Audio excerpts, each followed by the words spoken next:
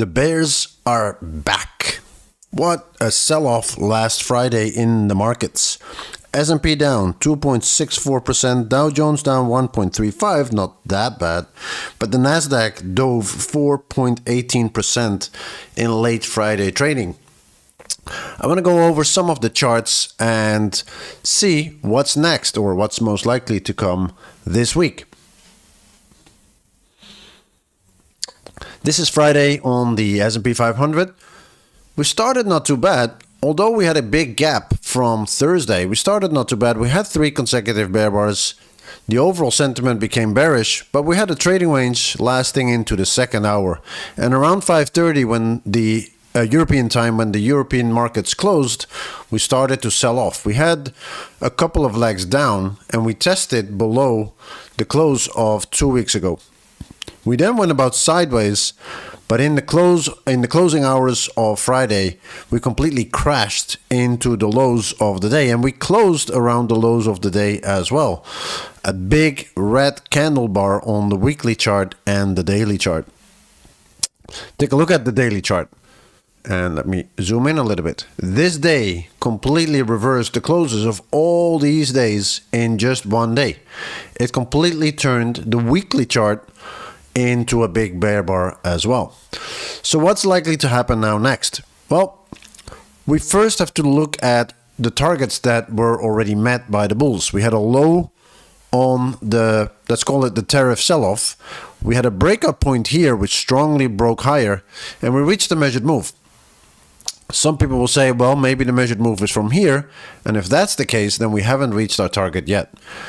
We were so climactic on the daily and weekly chart that a pullback was due, and this was a very important level. We kept making higher highs and higher lows throughout here, but here this little drop on May 19 fell below a prior higher low. And whenever you're not making higher highs and higher lows anymore, arguably you're not in a bull trend. We had a new high and we had another new high. We had a little inside bar final flag, and we fell below the start of the trading range. So all of this was a bull trend, but around here, this level, that here was the start of the trading range. This is at the moment the top of the trading range. This is probably the low of the trading range, and we fell below the 20 period moving average. The market is not in a bear trend. The market is strongly bullish, and it's now in the trading range. It's at the lows of the trading range, and typically at the lows of the trading range, you find failed breakouts. So the bears try to break out, they meet bullish strength, the bulls want to buy at the lows of the trading range, and the most logical thing to happen is a reversal back up. However, Friday is so strong, not a lot of bulls will be willing to buy immediately on Friday's close. They want to see bad follow through. They want to see a Monday that doesn't strongly sell off. They want to see a Monday that goes sideways or even goes up. We went below that low, and it's likely that we go up and go down again for a second leg up. I think we need to go a little bit higher before we ultimately go lower. But I think the market down here is bullish, and at new highs, bears sell for scalps. Scalps on the daily chart can still be 100, 200 points. And I think had you sold here at the top of a trading range, you are taking profits on Friday's close with a big profit. But a bull who said goodbye to swing positions is looking to buy again above a bull bar or on bad follow through. I think this is now a buy zone, and that here on top here is a sell zone. We're probably still going to make a new all-time high. Take a look at the weekly chart.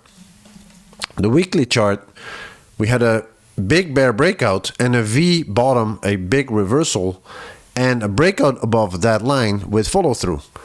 The measured move on the weekly chart has not been met yet. It's 77.13, and it's likely that we're going to reach it on the weekly chart. On the weekly chart, that can still be 10, 20 weeks. So you're looking at maybe even 6 months before we get there, but it's very likely that we'll get there. This is the first bear bar in many, many bars. It's climactic. This bullishness is climactic, but a lot of bulls will buy the first reversal. This is an attempt to reverse with all of this bullish strength, there will be more bulls wanting to buy this close than that there are bears trying to sell this close. We're probably going to go below this low. That is only 5 points below Friday's low. I think we're going to bounce, come back and test that low, just like we did on the daily chart. So on the daily chart, we went below that low and we went below that low. We're going to do the same now on the weekly chart. We're probably going to go below that low, rally to a new all-time high, and then most of the bulls on the weekly chart will sell as well into 700, maybe 8,000. But there is probably more bulls buying this single bear bar on the weekly chart than bears selling for a lot lower. If we do go a lot lower, well, we're looking at different zones. So right now, I think this is the buy zone. If we do decide to go a lot lower, then I'm looking at the next buy zone, which would be around the gap to this bear bar and maybe even the low here. But I'm not expecting that. I'm expecting a couple of bars sideways on the daily chart and a reversal back up. First reversal target would be just 50% of the move down. So the high, the low, a 50% reversal is at around the moving average. The moving average currently trading just below 7,500. So I think we're probably going to test around Friday's low, maybe on Sunday at the open, maybe on Monday, maybe somewhere this week. We're going to test that low and go a little bit below that, reverse up, get something of weak legs, right? Now this bearishness will have some impact. So the bull legs, the bull strength will not be as strong as it was before. It will be weaker. We will go up, we will have reversals, we will get maybe 3 legs up, 2 strong legs down, 2 legs up again. It's going to be a trading range for a longer while before we reach a new high. But chances of this getting a lot follow through, I think it's very rare that we will see that. And I think it's more likely that we go lower, maybe. If we open higher on Sunday or Monday, we'll get a second leg down. Maybe if we open lower on Sunday or Monday, we'll reverse back up from below Friday's low. But it's not likely to go a lot lower.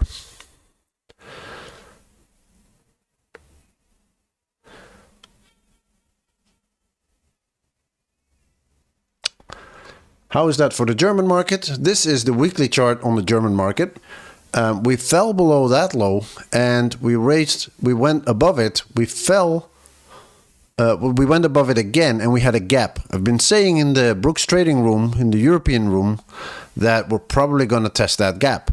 Well, this high here is 544 and this low, the Friday low, was 527. So we went exactly a couple of points back into that range and then stalled there. On Monday, we will see where we open. We might go a little bit lower. We might probably have to go into the range of this bar on the weekly chart before we find buyers. Buyers are at the moving average and below it. On the daily chart, we can see that better. We have 1 leg down, 2 legs down, pullback, 3 legs down, and this is a 4th leg down. The 4th leg down typically finds buyers, but I think buyers are not showing up before we get to here. So just below 24,400, maybe just at the 24,314, the low of May 20, probably somewhere here we'll find buyers to take it right back up to where the gaps are. There's an important gap here at 25,084. 25,060 was the high, so there's a small gap between those two prices right there. And after we will go around here, we'll probably turn up and test these areas. This is a trading range. So on the daily chart, traders will take quick profits. Every time they reach a new low, they'll probably scalp out of shorts. Every time we reach a new high or the high above it, they will sell out of their longs. And we can go sideways on the daily chart for a long time. So the DAX is already a little bit more in the trading range for a longer time. But I think the S&P 500 and also the Nasdaq and the Dow Jones have now entered the trading range on the daily chart as well. On the weekly chart, everything is still bullish. So no man overboard. Yes, a strong sell-off, but we were very, very climactically bullish.